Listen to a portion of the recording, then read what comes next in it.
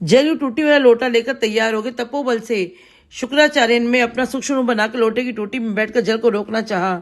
भगवान ने उनके मन की बात जानकर एक कुशा लेकर उसके तेल अग्रभाग को लोटे की टोटी के छिद्र में डाल दिया, जिससे शुक्राचार्य की एक आंख फूट गई और बलि ने 3 पग भूमि का संकल्प भगवान को दे दिया।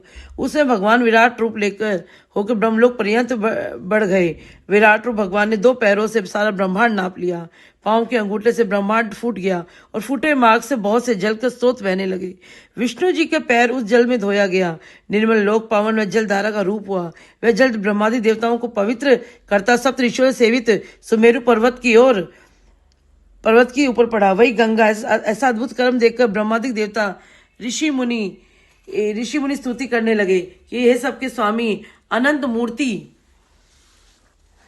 तुम्हें नमस्कार है। ब्रह्मादि के श्रेष्ठों में अखिल रूपधारी परमात्मा, तुम्हें नमस्कार है। सब ओर से नेत्र भुजा से धारण करने वाले, बस और में जाने वाले, तुम्हें नमस्कार है। इस प्रकार भगवान ने सब देवताओं को अपना अपना स्थान दिया और बलि को रसातल में भेज दिया।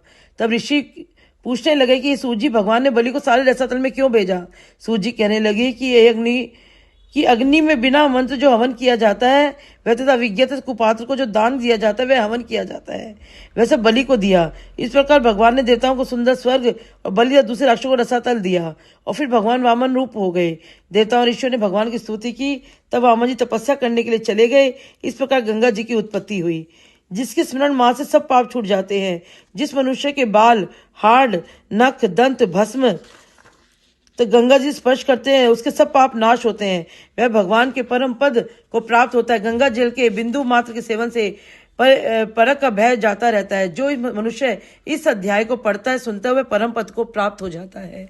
जय जय श्री राधे, जय जय श्री